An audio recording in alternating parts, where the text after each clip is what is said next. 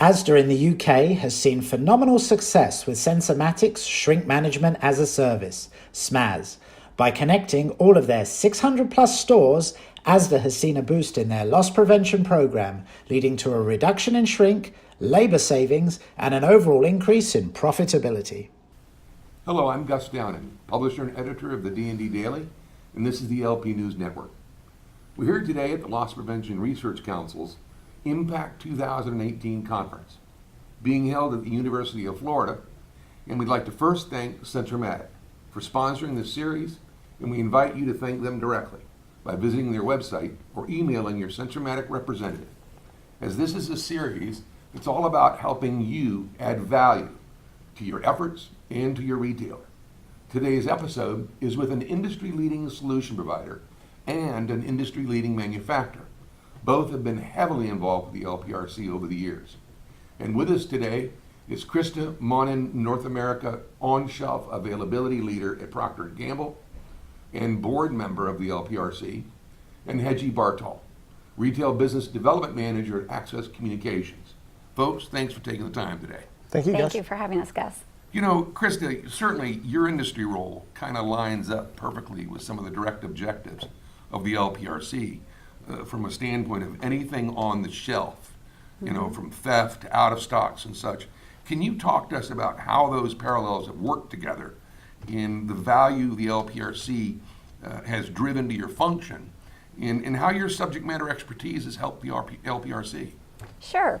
So as the team leader for OSA and for end-to-end retail business planning at P&G, my team and I work every day with our brand teams. And really what we do is try to develop holistic strategies that enable on-shelf availability. That includes shrink strategies. And really shrink, we view it holistically and try to create customized by customer, by brand solutions. And so working with the LPRC has really enabled a lot of education and knowledge that I take back to the brand teams, and that allows them to really think about what strategies can they use for their brands, and then we take that back to our retail partners. And it's really enabled us to have better relationships with our retail partners and really taken those relationships to another level. And then I, in turn, I think what I've been able to bring back to the LPRC is really that manufacturer perspective and really helping bring that collaboration to the table. And it's really helped us a lot over the last few years, and we've made a lot of strides forward in creating solutions for our products and creating solutions for our retail partners. So you're able to actually take the packaging and such and modify it, change it, incorporate it in their store labs and in their test series, so to speak. Yeah, and in some cases we've looked at doing source tagging for some of our products that we wouldn't have looked at in the past because we've had relationships with the retailers through LPRC that have brought ideas to us, or we've looked at doing things differently, or we've looked at new defensive merchandising solutions that we haven't looked at in the past. So how long have you been involved in the LPRC? I've been involved for the last 3 years in the LPRC, and I've been at P&G for 23 years. So obviously you're very sensitive to the shrinkage of the product lines and out of stocks and the impact that has on it as well. Yes, definitely. Yeah. It all links together, and you really can't look at one piece of it in isolation. You have to look at kind of the holistic picture through the supply chain all the way to the shelf and what impacts each step of the way. So this has got some great value for P&G then? Oh, definitely. This relationship? Yes, it's definitely had some great value. Have you had some wins? Have you had some product wins and some things you can talk about? I think we have a lot of different product wins. I think our Gillette business has had a lot of wins. We've done some case studies through the LPRC research with Olay and CVS specifically. There's a case study that was done through the Product Protection Working Group, and we're now doing some work on our Tide business with looking at how do we prevent theft with Tide. So those are a few examples. Those are the high shrink items. Yes, definitely. Are there some other manufacturers that you kind of interact with that are thinking about membership or What's your approach there? What's P&G's thoughts? I haven't really had a lot of interaction with other manufacturers. I spend most of my time working with our solutions providers as well as the other retailers. What's your recommendation to some of the other manufacturers? I think that the other manufacturers should really take the time to look at their business and think about, what part should they play in shrink. I think we all have to play a role, whether you're a manufacturer or a retailer, and we have to take responsibility for this together and figure out what the right solution is, because we need to collaborate in order to solve the problem. Right. Well, Hedgie, your organization provides various solutions for the LP industry, and you're kind of collecting data and video and such from around the world. So your relationship with the LPRC has been extremely strong over the last few years. Can you talk to us about the effort, about the value for access, and about what they're contributing to you and what you're contributing to that model? Absolutely. Well, and I think what it really kind of boils down to is what the LPRC affords for folks like us, solution providers, to bring to the retail space as a whole. The LPRC, to me, I've been an advocate many years. I don't remember and don't want to admit how long. But it has been an environment where as a solution provider and as retailers, we can come together in a safe environment and brainstorm, collaborate, test and vet solutions as to what is effective, what's working. The evidence-based approach that the LPRC has, really, quite honestly, it protects solution providers and it protects the retailers, because we're not in a sales environment anymore. We're in a proving ground. And it's really interesting to me as a solution provider that the LPRC has grown over the years from just proving whether or not an LP tactic or approach is true or beneficial or accurate or the right way to go, to where they're starting to prove concepts of what happens if we have a smart store and a connected store.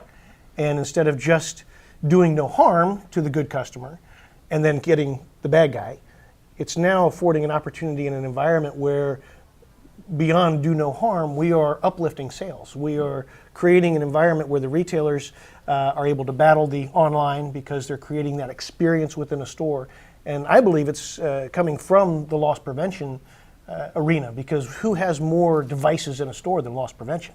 Cameras, EAS, access control, even speakers and so forth and so on. So being able to come to the LPRC, hear ideas shared from multiple solution providers, multiple retailers, and have the LPRC sort of be that coach to bring us all together and say, okay, well, what's the game plan? Now let's test that game plan in the innovation lab, which is very safe. Very little can go wrong and impact a retailer in the innovation lab.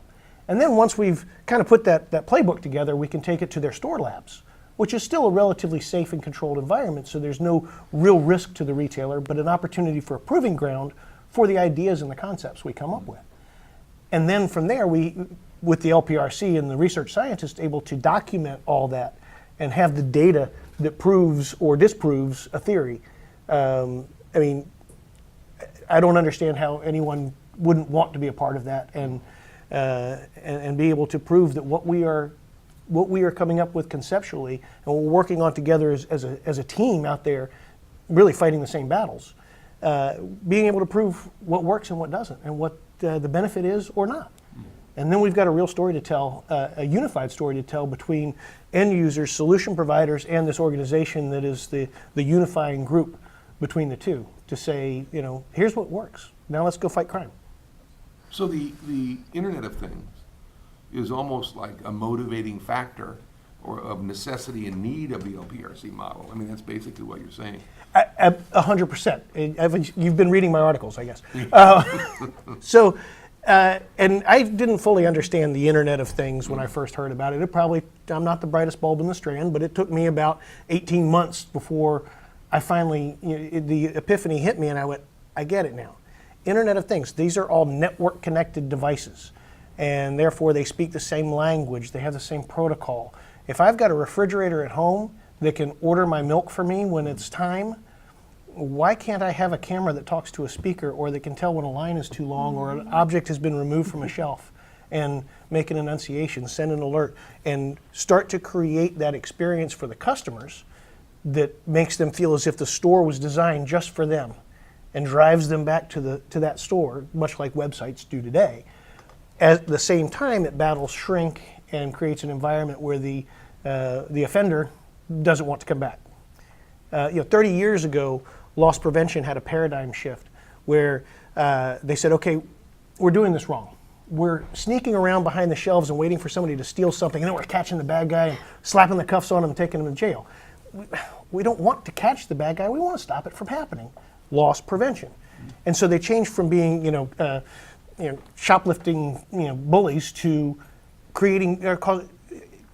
enacting great customer service, which drove sales up, which reduced shrink, and here we are 30 years later, we're taking that to the next level. So why not use technology, as we're doing in the innovation lab, to say, okay, I know it takes 20 seconds for the average person to buy Gillette razors. Somebody's there for 25 seconds. Now I get a targeted alert to a manager to go to this spot when that person is there and when that person needs you, to provide either great customer service or just provide a presence to make sure that razor blade doesn't magically disappear. So technology is available. The Internet of Things is enabling so much. And I think we've just scratched the surface, because if you start to really get creative and think about what if, there's a lot that can be done out there. So the LPRC is almost like the farm league, Let's go out and test it and try it and Yeah. study it before we roll it out to the whole, industry. Right, and we're going to And send... having the manufacturer there is like, okay, now we're going to start at ground zero. Yeah. The way we package it, the way we deliver it, in the way we present it. And you have that data, that proven data that the LPRC has been able to serve up. It's real. There's no, my gut told me this, or I think that. It is, okay, well, this is what happened. It's evidence-based. Evidence-based. Like The we data, talked this morning. data speaks for itself. And the bottom line is you're overcoming competitive issues with, other competitors of yours, so to speak. I mean, you're all kind of coming together. So that speaks the world about the effort. You know what? And it's refreshing to be able to come together as competitors. And I have several that I've been with Sure. over the past day or so, and we joke with each other. But we also recognize that we're all fighting the same battles, and we're all ultimately in this together. And that's all the reasons for joining it. Absolutely. Well, thank you for being here today. Appreciate you taking the time. Thank you, Thank you guys. for having us. Well, that's it for this episode, ladies and gentlemen. Once again, we'd like to thank Sensormatic for having the vision and commitment to the industry, for sponsoring the entire series today, and invite you to thank them directly, the Sensormatic team, or just saying thank you the next time you see one. Well, that's it for this episode, and we'd like to thank you for watching. Until next time, let's keep them all safe out there.